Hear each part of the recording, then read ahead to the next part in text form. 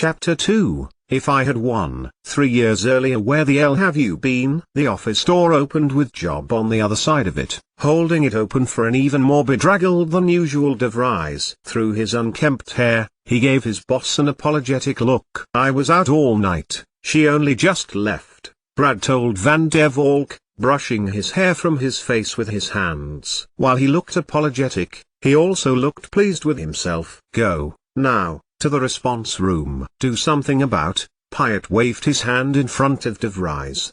Shower, shit, shirt, go on. What have I told you about drinking in the week? To do it? Yeah, Van der Valk told him, distractedly. Money has been paid into his bank account, and not for the first time. Aliquots of a specific amount. Why? What was she trying to prove? Pyatt Van der Valk picked up Brad's phone, glancing across to Lucine to see if she was watching him. Instead, she was leaning over Job Kluver's desk, going over the evidence they had just discovered about the deaths at the party. How did you find me? Pyatt thought of the words she might say, if her name came up on Brad's dating app, or if she bumped into Job. If Pyatt chose to pursue her. The transaction information wouldn't be hard to find. She was a grown-up.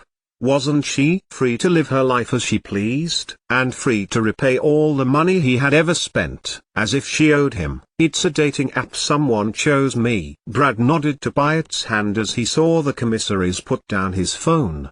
Behind him, as Pyatt handed Brad his phone back, someone whistled. Chose you, Brad? It was Hendricks. He was grinning, which means he had good news. It's the women who do the picking, and she chose you. Was her phone on the glitch? Brad gave the forensics expert a pained look, then stifled a yawn with the back of his hand. When you lot are quite ready. Van der Valk strode over to the evidence board. We have a leader linked to Ed de Klerk. We are dealing with the aftermath of an incompetent kidnapping, a distraught mother and a political rival. It was Kluver's first day. Had he not been such a twat to the lad, Pyatt might have felt the hurt more. She had made her choice, but it still hurt. And then a thought occurred. She might not stay away. She was Dwit's after all. Despite her rejection of her own country, she may return. God. He needed a drink and a night on the town. He turned to their resident bone analyst. What you got then, Hendricks? 88,888,888 present day. All those years ago. She remembered a girl,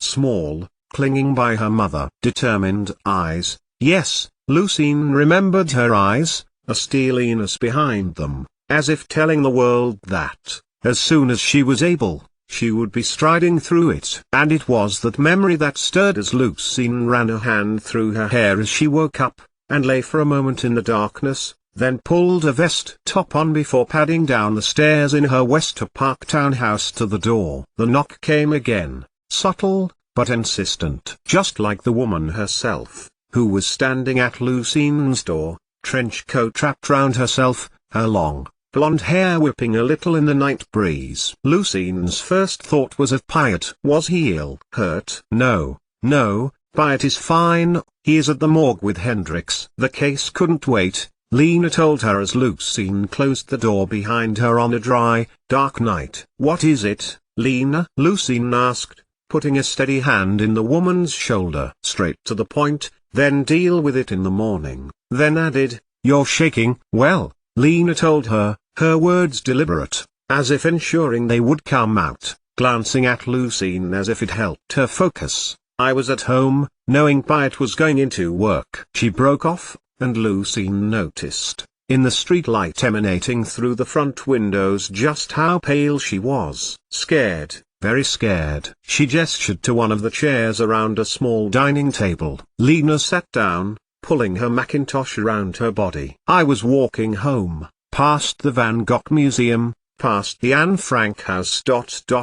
I heard a noise, feet, on the loose gravel. Lena stopped, then put a hand to her mouth. I was followed. It wasn't the first time. And Lucine listened as Lena told her it had begun a couple of weeks before, and how she had shrugged it off as a coincidence. I was going back to my place, after the hospital, knowing Pyatt was going to be out. There were footsteps. Whenever I stopped, They stopped. So I came here, and not to the station, not to Pyatt, Lucine noted, as her eyes analyzed the woman's face. Had it been her, not Pyatt, at that cafe that night, would Lena have kissed her instead? I paused, at the Anne Frank house, and the footsteps stopped. Lena continued, unaware of the brief, yet vital attraction that her lover's work partner had just experienced, and looked at Lucine insistently. And then began to get faster. I knew your house was just around the corner,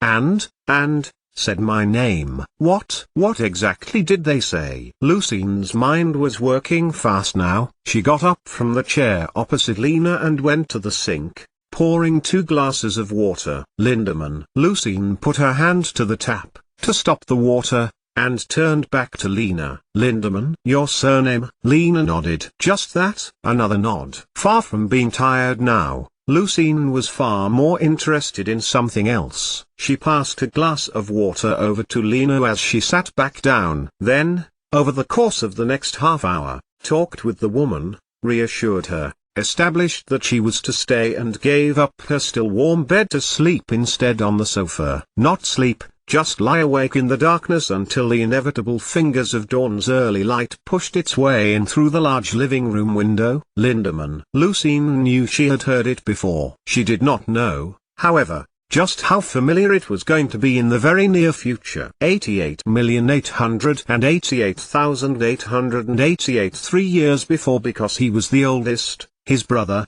he had to do it.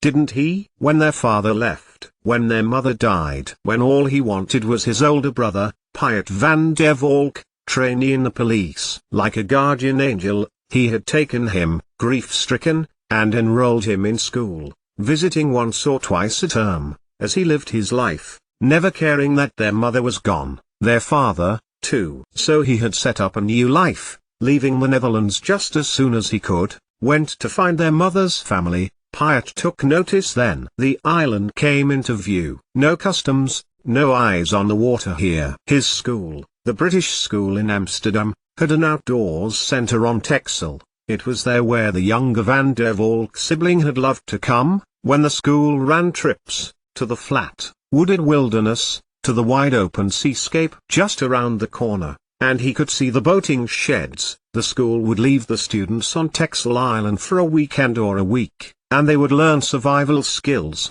He and Roderick had become very close friends, having got blown out to sea, surviving on the neighboring island while the storm abated, and then sailing back, just as a search party was being arranged. Roddy, by God, had Pyatt disapproved. He didn't understand, even less so when Roddy had left school and joined the police too. Pyatt and he had become firm friends, and that had stopped Roddy's visits. Or so Pyatt thought. And his brother had thought it was a favor he was doing him, coming round to tell him of Roddy's death, victim of a car accident. I take full responsibility, Pyatt had said. Of course he did. That's what Pyatt van der Valk did. They had been racing, he had told him. Roddy had come off the road. So he had told Pyatt he never wanted to see him again, and had packed his bags, left school and gone to England, to their mother's family. It's not that he wasn't grateful. Years sleeping on a mattress in a squat,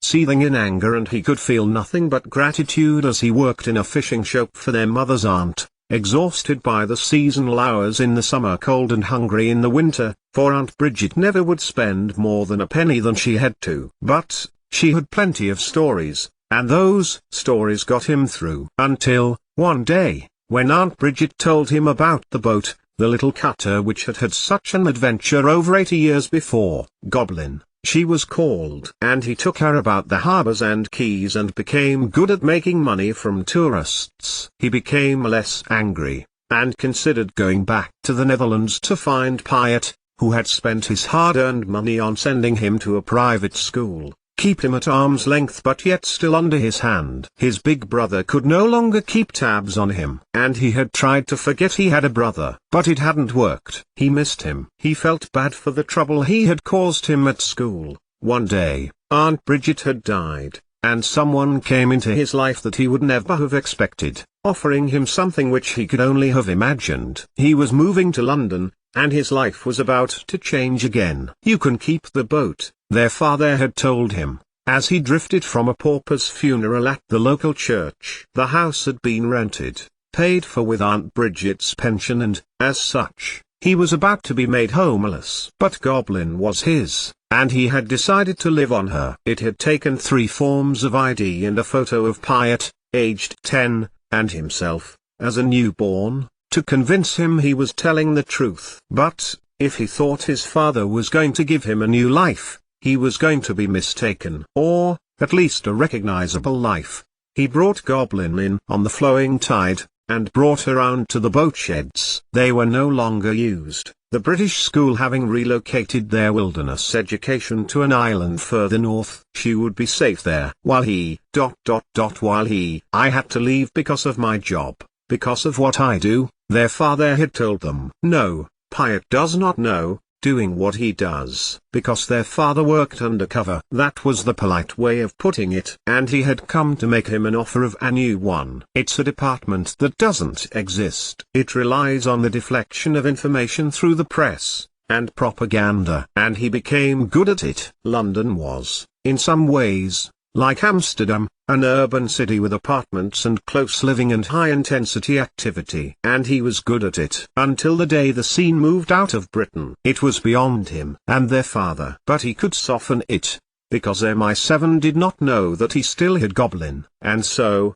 effectively going all from his job, his beloved boat locked away for safety, he returned to the country of his birth. He could soften it. And, for that, he had to find out everything that was the man Pyatt van der Valk. 88,888,888 Brad de Vries was a simple soul, sated by food and beer and a date to chat to and a warm bed. Now that was a person he could do business with, as it were, close to his brother but not too close. Careless enough to relax in company and let go 1 or 2 secrets. That remained to be seen. He had liked Brad when he first met him. Time would have gone by enough that he wouldn't remember him.